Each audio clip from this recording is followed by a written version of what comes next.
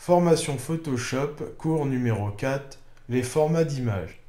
Donc, dans ce cours, on va apprendre les différents formats d'images, enfin surtout ceux qu'on va utiliser le plus dans Photoshop. Donc, j'ai créé un nouveau document et je vais le colorier en noir pour vous montrer la différence des formats. Donc,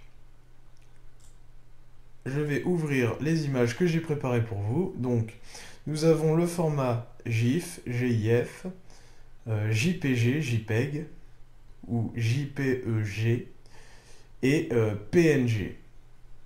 Donc, quelle est la différence entre ces images? Eh bien, le GIF et le PNG sont des formats web, c'est-à-dire qu'ils prennent en général moins de place que les autres et ont la particularité d'être transparents. Ils peuvent être transparents. Nous allons voir après. Et JPEG, c'est surtout pour les formats photos, c'est-à-dire les photos que vous prenez chez vous, etc., que vous voulez stocker dans votre PC ou même que vous voulez exposer sur le net, car aujourd'hui on a des connexions assez puissantes pour mettre de grosses photos sur le web. Elles sont en général de bonne qualité, mais peuvent être aussi compressées. Alors compressé, qu'est-ce que ça veut dire? Ça veut dire qu'une image non compressée est vraiment très très lourde et donc prend beaucoup de place sur votre disque dur.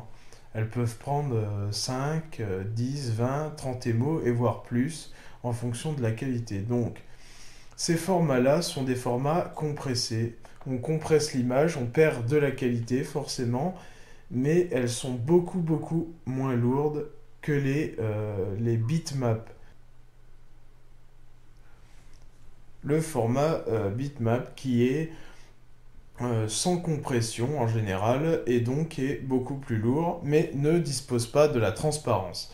Alors la transparence, qu'est-ce que c'est? C'est les images qui sont transparentes, nous allons voir. Alors nous allons ouvrir une image JPEG. Alors l'image JPEG, si vous voyez bien, elle n'est pas transparente. Alors attendez, je vais déverrouiller ça. Alors, attendez, je reviens en arrière.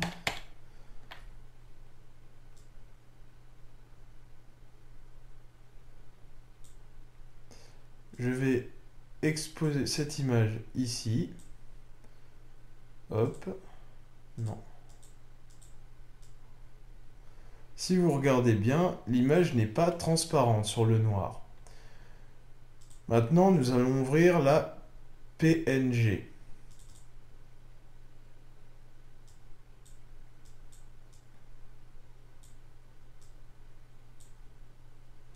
Si vous regardez bien, elle dispose de la transparence. Et c'est franchement, c'est quelque chose d'assez utile quand on fait des formats, quand on fait des montages Photoshop. C'est la transparence. Vous pouvez bien sûr gommer le blanc avec la gomme magique, comme ceci, en se mettant sur le calque, bien sûr. Vous pouvez gommer, mais vous allez peut-être être embêté, la qualité sera moins belle que celle qui est déjà découpée. Vous voyez?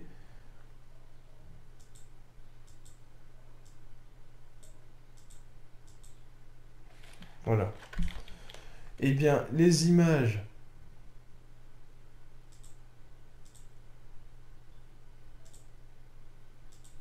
GIF, c'est pareil. Elles sont en général transparentes. Elles ne le sont pas toujours. Là, elle n'est pas transparente. Cette image GIF est une image animée. Et oui, parce que dans le format GIF, il y a aussi des images qu'on peut animer comme ceci. Je vais vous montrer.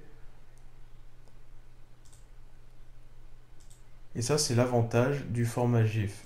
C'est qu'on peut animer une image. Nous l'apprendrons dans un autre cours. Animer une image comme ceci. Maintenant, nous allons voir les taux de compression des images. Donc, nous allons ouvrir une image, celle-ci, et nous allons l'enregistrer.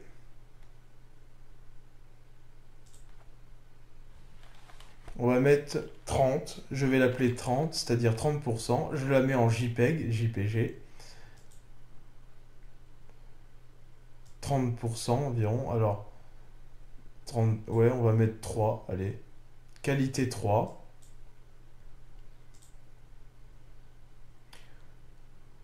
Enregistrer sous. Celle-là, je vais l'appeler 60.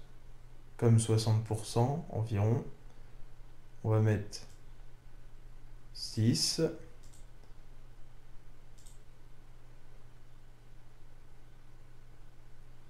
Et la dernière qui est déjà à 100%, donc nous n'allons pas toucher.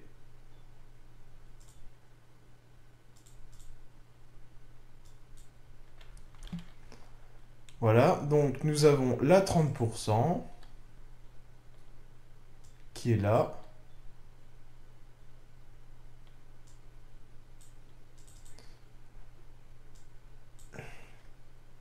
La 60 et la 100.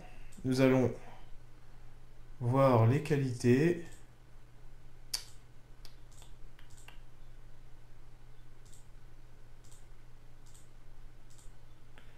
Donc comme ça, vous ne le voyez peut-être pas. Mais la qualité est moins grande. Donc, on va voir.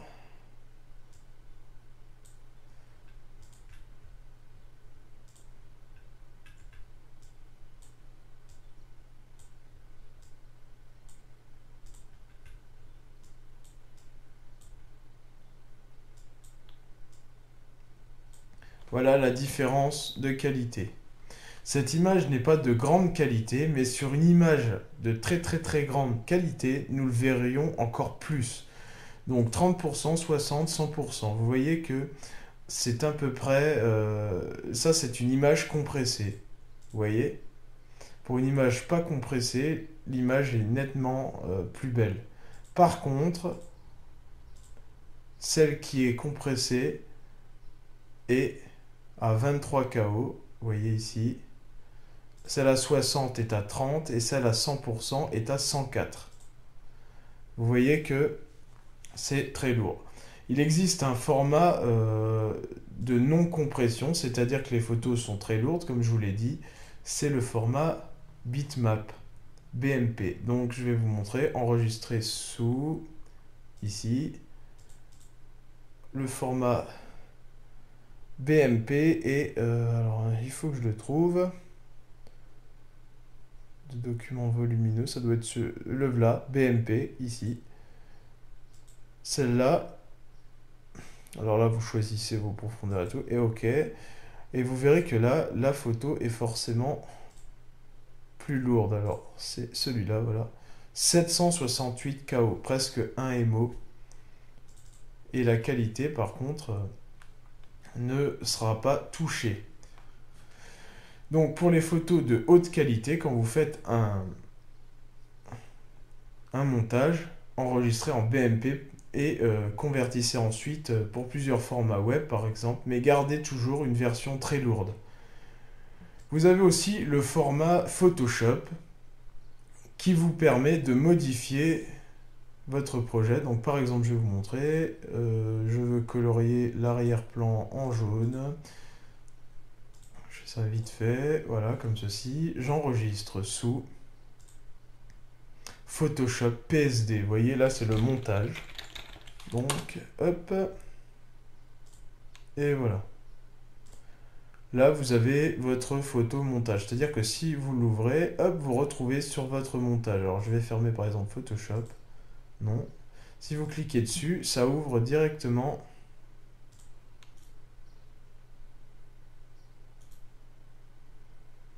Alors, attendez. Je suis sur un compte invité.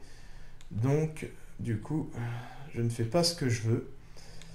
Donc, si je clique sur mon montage, le montage sera ouvert. Normalement, ça devrait s'ouvrir. Voilà. Vous voyez, vous pouvez remonter, remodifier votre montage.